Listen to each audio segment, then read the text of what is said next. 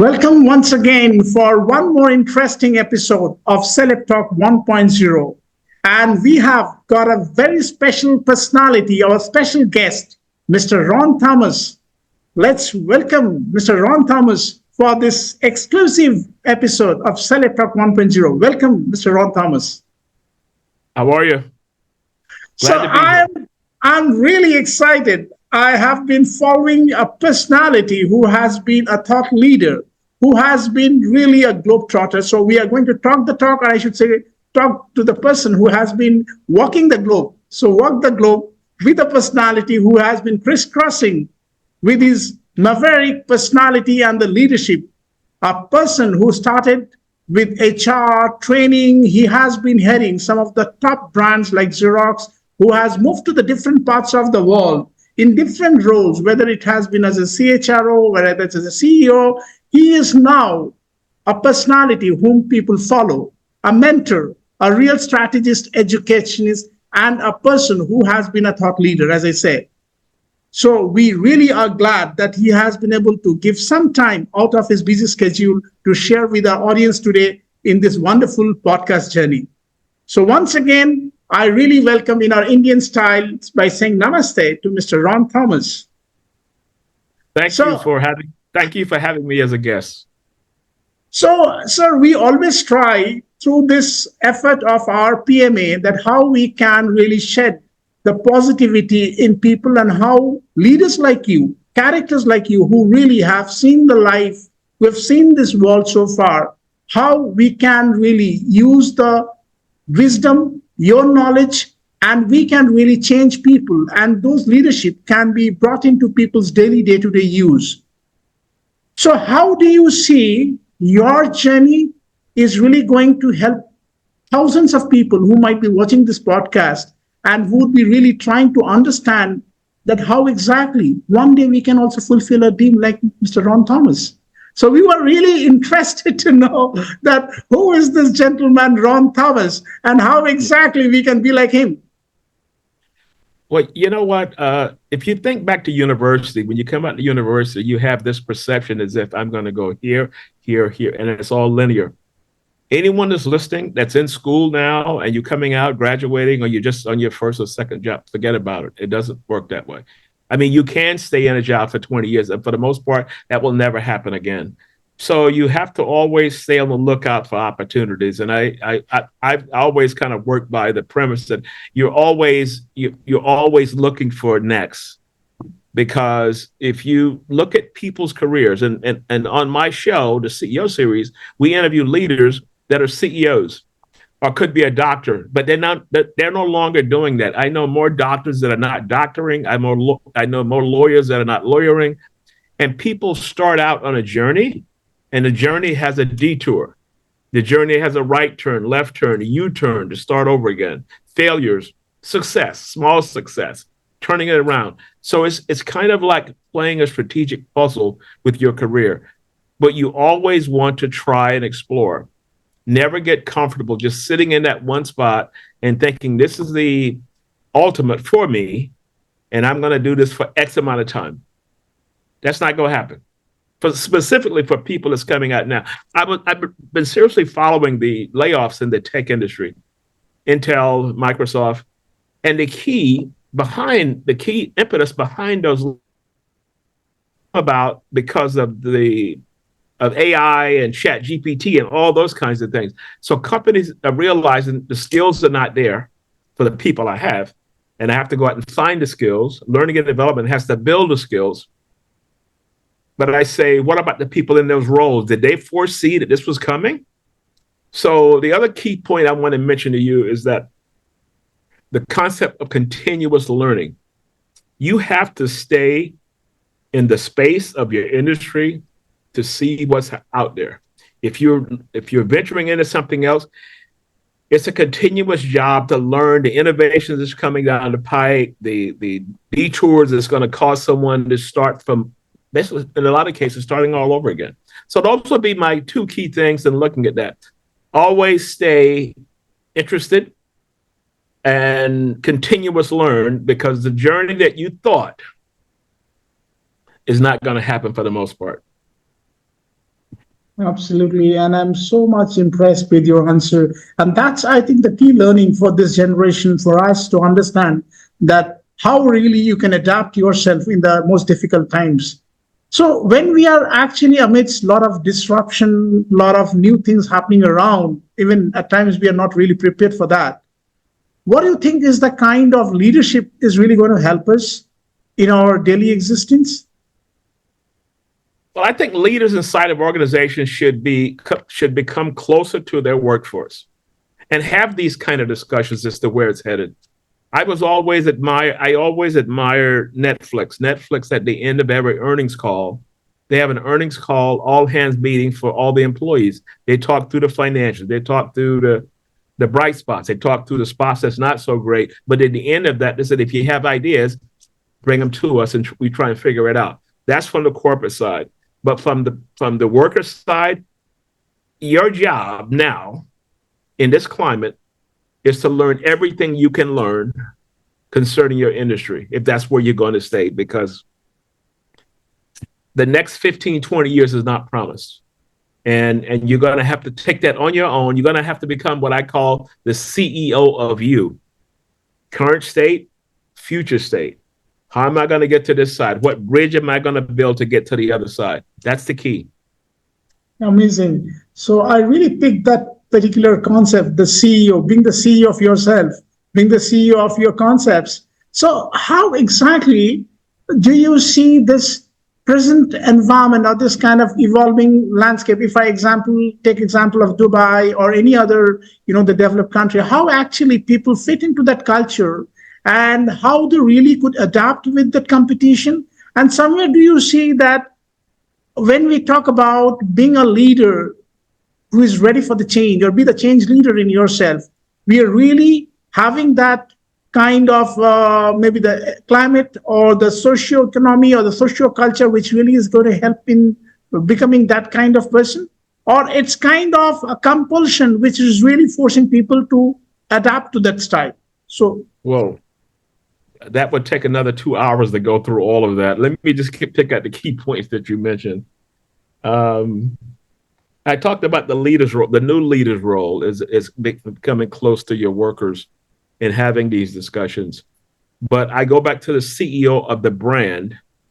If you think of the way the strategy is created, I'm here, and in 5 years I want to be here. So if that's the case, what steps do you need to make to get to the other side? And that has to be on your mind 24/7. And the days of just sitting back, things are going to be cool, and the company is going to take care of me and all those things. Get out of the mindset, because that's not going to happen. I mean, in a lot of cases it might, but the vast majority of people in careers now, in the next 5 or 10 years, if you stay in that job, the job is totally different. If you don't, if you're in that job, you're possibly going to be laid off because of reskilling and upskilling or whatever you want to call it. You mhm, don't have the skills for the new workforce. The same as I mhm, mentioned, Intel and Microsoft realized that the chips that were being designed was the chips that no one wanted because it did not have the artificial intelligence piece built into that. mhm, So I can take that and make it back and look at my career.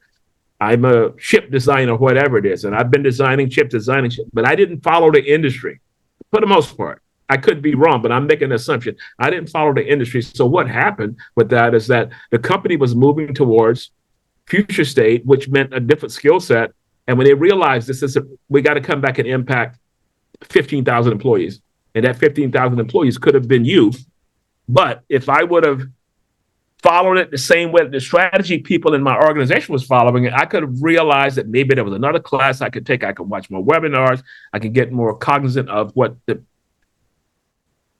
of this future state of chip design is, and I can build my own strategy as to how am I going to get to the next level, and maybe search for a job that's more aligned with that versus what I'm doing. sure. I just had a conversation. I'll give you an example of this. A gentleman's going to come on my show. He's a doctor. He's was a heart transplant surgeon, but he wanted to get away from that. And he wanted to get away from that in a way to talk about people's careers and how it changed. He said, I didn't want to do that anymore. He said, I wasn't happy doing that, but I was happy talking to people about their careers, about how they were going to look in the so-called next life in the next 3 to 5 years. And even as you introduce himself to him, he'll call himself David. He will not say Dr. David. He said, because that was in a past life. And I was doing that. So I know a lot of people, lawyer friends of mine, they're no longer doing that because the career dynamic today cannot work on the same model that it worked 15 years ago. If your father was a doctor, he stayed a doctor until he retired. A lot of the younger doctors, they're not doing that anymore, as well as lawyers. Everybody kind of has, not everybody, but they have this kind of entrepreneurial thing. I want to try something. And I said, fine, try it. You know, you're not going to know until you try. You may fail. That's okay, fine. You get back up and you try something again. I think that's a very big thing which you really have pointed, because these days I could see that people out of the university, they have their dreams in their eye, but unfortunately they are not chasing their dreams. They're doing something else. And that is perhaps we could see a lot of failures. That is where we find a lot of disappointment. We find a lot of disappointments. And I know a friend of mine, an Indian friend of mine, told me, he said, when you're growing up and you go to school, you leave the house, you go to university, engineer, doctor, and what was the other one? I forget the other.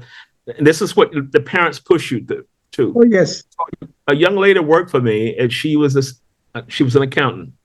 Then she became a CPA. And we were talking one day. I said, why did you choose accounting out of high school? She said, because my father was an accountant.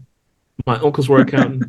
And they said, always become an accountant because you'll always have a job. And she said, once I graduated, I got my CPA, and I worked 1 year in accounting, and I realized I cannot do this for the rest of my life. So she started a business based on the detour. And the detour was, how do you figure out what's next if this career is not for me? And this is what she started from. And we had this conversation so many times. And the more I think about her, think about how many other kids that are engineers and they hate every minute of it. You know, they could be doctors and they realize I can't do this for the next umpteen years or whatever it is.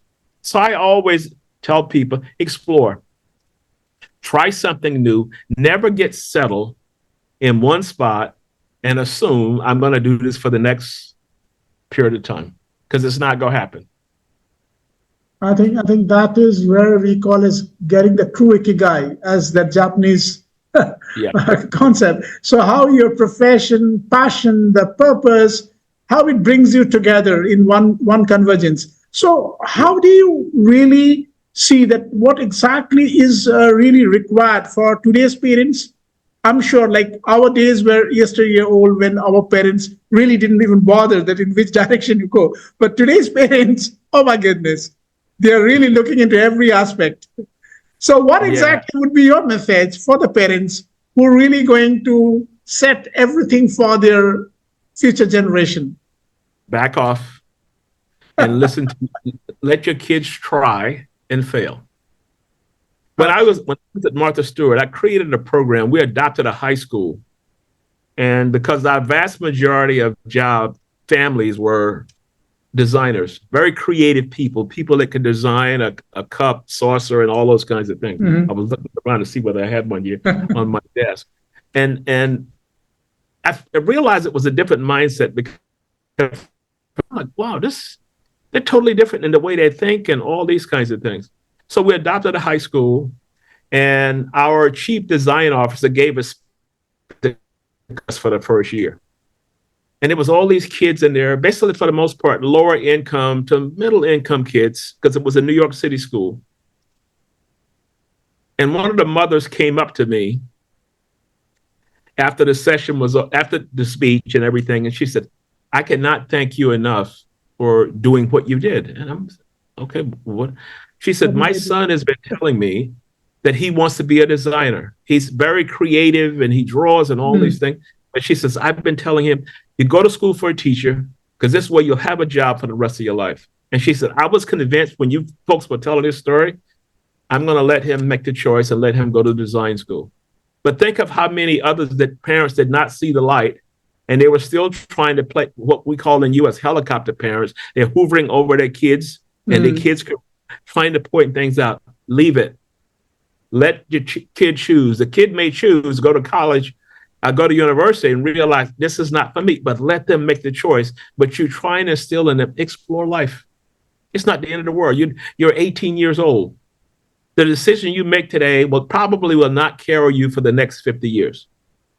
And I think once we get back to, I don't know once we get back to that, but we have to move away from the old concept that here's what you should do. You go 1, 2, 3. 1, 2, 3 doesn't work anymore. In any logical order, it may be 1, 25, 32, 10, and it keeps going back. Absolutely. I think this is an absolute takeaway from this particular, message which you have given, that we should back off. And do you see that same trend is also being followed, that when these individuals tomorrow transform into a social leaders, whether it's in our corporate boardroom, and the same persona is there, that being very protective, being possessive with their team, and sometimes it end up doing micromanagement. Yeah, I had an interesting discussion with my daughter the other week, and she told me, she said, since I've been out of university, maybe 4 to 5 jobs, she said, I've never had a job that I really, really enjoyed. I've never had a boss that I really, really liked. Well, one boss that she really liked, and she says, I kind of started off on the wrong foot. I said, no, you didn't. You didn't start off on the wrong foot. But all of those are learning. So once you become a boss, a so-called boss, you will know how to treat people. And I think I read a white paper, and the white paper said, as the leaders that are going through a lot now, workers that are going through a lot now, as they become leaders of the future, you'll find a lot of these arcane ways of thinking about people, of thinking about work process, writing you up. Those things are going to change because the mindset of the new leader, and I'm talking the demographic, is going to be totally different than someone, well, I've been here for 32 years and this is the way we've always done that. That's gone. Absolutely. And I think the quicker that an organization can realize that, the better off they're going to be. Because all this foolishness about, I speak with CEOs basically all the time. And sometimes the mindset is so rigid. But when you look at the DNA of a board, you look at the DNA of a C-suite, they all came up in a different era. In the U.S., they're struggling with work from home. Well, we need everybody back into the office 3 days a week. So why is it 3 days? Could it be 1 day? Could it be 2 days? The vast majority of those concerns about coming back into the office is based on real estate and finances. We have 5 floors on Madison Avenue. It's costing us $20 million on this contract. We don't need that anymore. And you walk through there and there's 3 people inside of the building. And they're having a tough time letting that go. But eventually what's going to happen, you're going to have to offer flexibility for workers. Now, I know in the UAE here, we're saying, well, 3 days a week, and we'll give you 2 days a week. But the companies that excel at this, they let the employees make the choice. So if I'm in finance, I know that at the end of the month, everybody needs to be in because we need to close the book for the month. But for the most part, the first 3 weeks of the month, let the team decide how they want to work. I'm offering flexibility. So I say that to say in closing is that you have to offer workers choices, because if I'm rigid and say, oh, my finance team has to be in 5 days a week. Well, you know what? There's somebody out here knocking on my window and say, come over here. You have flexibility. You can choose the day you want to work. You tell me which one they're going to make the choice for.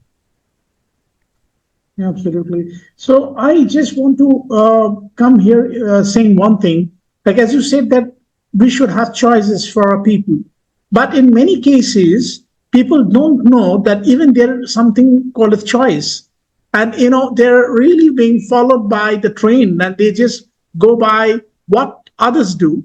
And there are, the so-called, the role models who basically said that, no, this is how the society moves and we should be doing that. Okay, this is something the Western countries are doing. This is something which we do.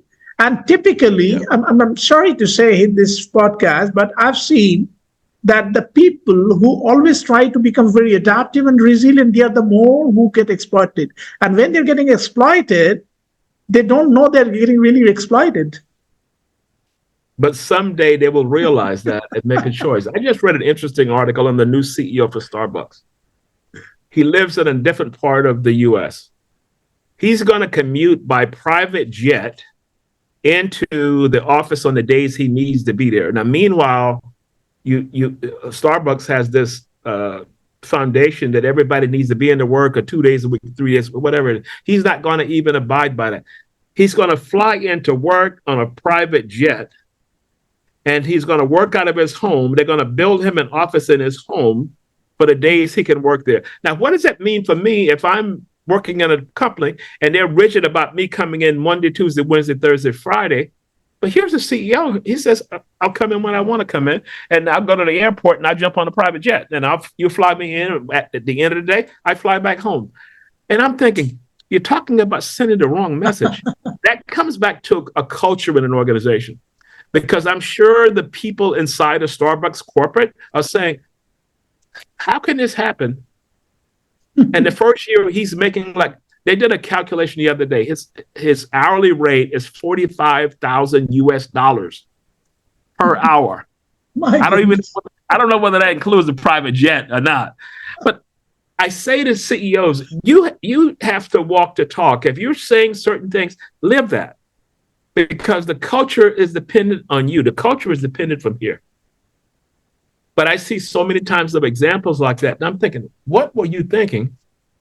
Oh, I can just commute by. I would love to be able to drive out to, chauffeur it out to Dubai Airport, and I have to work in Singapore, and every day I fly to Singapore and I fly home at night. I would love to be able to do that. It's unreal. But so I'm going to end that by saying, for leaders, you're going to have to offer flexibility. And whatever you're asking your workers to do, you have to exemplify that. You have to set the standard, because they're watching all of that. And when I read through the contract, I'm thinking, I could just imagine what the workers are talking about over lunch. The workers are talking about, maybe they had a disagreement with their boss, and the boss says, well, I need you here for this. Mm-hmm. We can only do this. And maybe I requested, because maybe my mother-in-law moved in with me, or my child is sick. Can I work from home 3? We don't do that because the rules are here. And here's some guy coming in, and they're going to fly him in by private jet. It's called tone deaf. Absolutely. Anyway. So we really are living in a kind of a world where we always have double standards, unfortunately. Exactly. So if I really look into your, the kind of programs, why exactly you prefer always talking to the CEO? Of course, you said that, and the message is very clear to us. But then what is the next level which you're really trying to achieve through your journey? And maybe the kind of the new thing which I can see from Ron Thomas.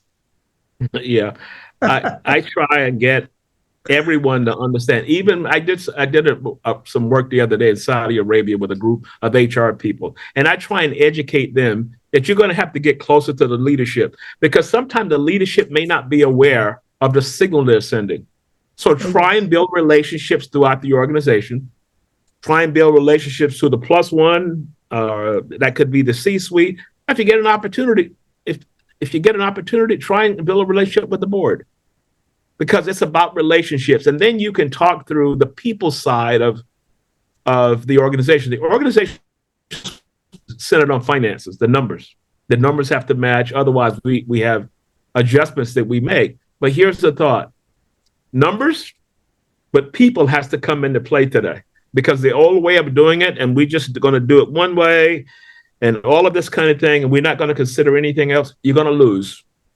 Because as the workforce gets younger, they're going to make a decision. So if you look, if you look at data sets inside of an organization, so you have 20 to 30, you have 30 to 40, 40, whatever.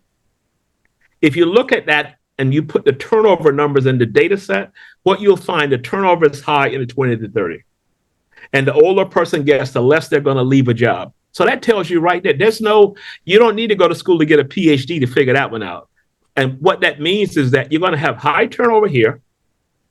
And if they stay, they could be not skilled in what's happening. So the skill is coming in from that data set. I have to make sure they're developed, and I have to make sure they're engaged. And I heard one CEO tell me, he said, I don't care. I'll just find somebody to do it cheaper. I said, you keep thinking that. I said, because the numbers will show you that these younger people, they're not going to stay and they're not going to take it.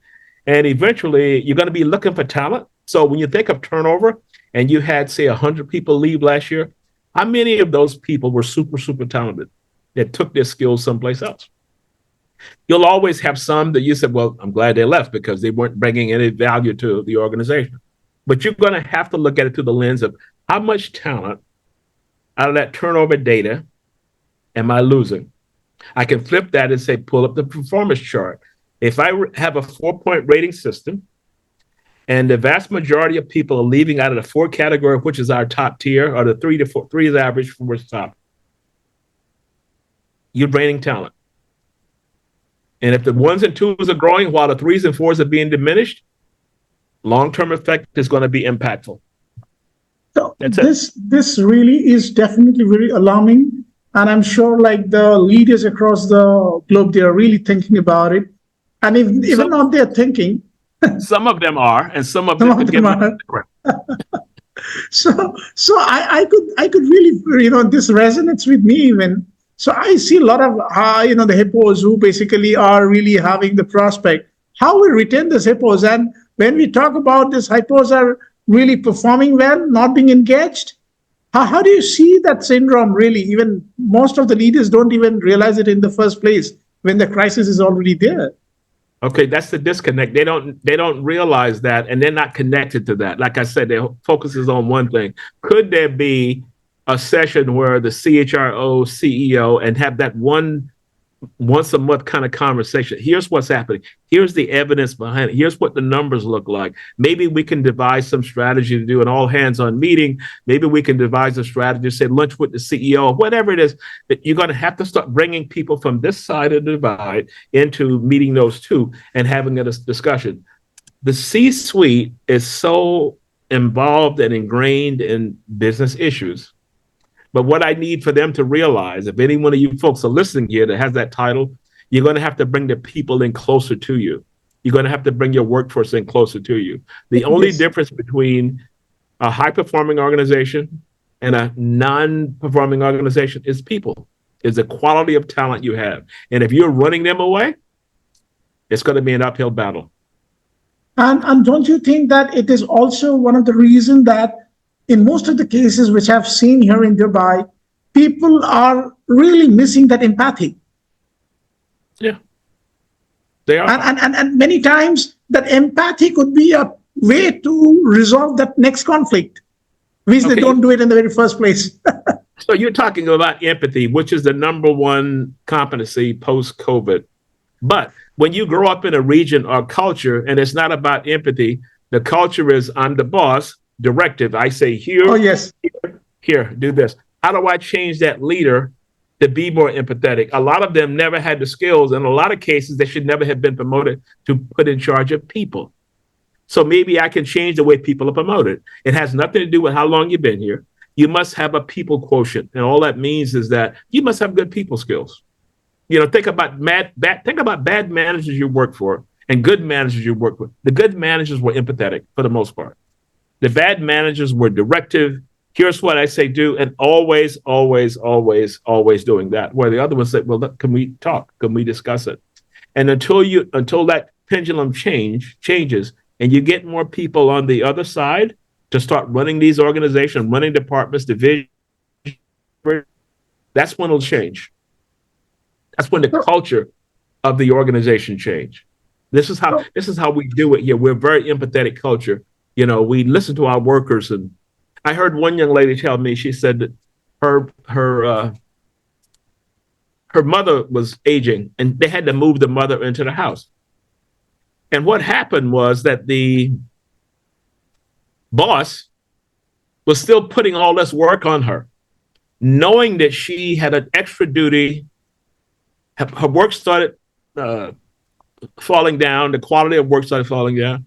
And his concept was to write her up. And I'm like, wow. So you're taking care of a senior citizen in your home that you didn't plan for. and you're stressed out at work and you're ready to write her up. And she broke down in tears. So my thought was, if I'm the head of that department, I should have known that. You should have come to me and said, there's some changes that's coming through. Or do they feel comfortable telling me that? There's some changes coming through, and I'm going to have to move my mother, father, whatever it is in. And my thought as a leader, so, well, you know what? Let me know how I can help. Is there anything you can do? Do you need a couple of days to work from home to do what you need to do? We are here to help each other. And I want you to be successful. And I want you to continue doing what you're doing, but you guide me as to how you want to work. Perfect solution. Absolutely. Versus the other one says, your quality of work is coming down, and we've got some complaints, and if this continues, I'm going to write you up, and I'm going to do a PIP of what performance improvement program. So sometimes I go like this. What are you thinking? What you are thinking, absolutely. So as we are just coming to the end of this podcast, and now since we have to ask you for the final 3 takeaways for our audience, that what exactly do you think are the easy, simple, but some solid state action which they can do to become the future leaders, or already they are leaders, but they just want to be more effective as a leader? What are the 3 takeaways you'd like to share with my audience? I'm struggling because of the 3. First thing is that become the CEO of you. You're in charge. There's no need to complain if you don't do anything about it. Companies spend a lot of time on developing strategy. They said, we're here, but we want to be the market leader here. Whatever the skill set is, you're going to have to build a bridge across to get to the other side. For leaders, become more empathetic. These are people that you're dealing with, and everyone is going through something. If I've got 10 people in the room I'm talking to, each one of those 10 has different things that they're thinking about. Do I know what they are? Will they feel comfortable coming in, just close the door and say, can we just talk and have a conversation? And you're there listening, and you want advice for them. How do you want me to proceed? Do you want me to help, or do you want just a sounding board in doing that? And my next level of that is top of the food chain, the C-suite. Things are going to have to change in order for you to. It's about the employee experience now. You have to create an experience inside of your organization where people want to work there. They want to be successful there. They want to help this company succeed. Why? Because this company takes care of me. Absolutely. And I'm sure these takeaways are really going to the golden takeaways for our audience. And we would really love to learn more, but again, time is really coming to an end. So every good thing comes to an end. So, but we really look forward to have you once again in our show, provided you are available and you are kind enough to support us in the similar way as you have been. I really thank you from the core of my heart and from my team on behalf of Positive Mental Attitude. And I'm sure this evening has been wonderful, sharing wonderful nuggets from you, sir. So we wish you all the best for your success journey. Continue the good which you are doing for the society, for the mankind in the similar way. Spread the message of leadership and positivity. Here, Dr. Das, I sign off from this show and see you back once again for such lovely podcast with Ron Thomas.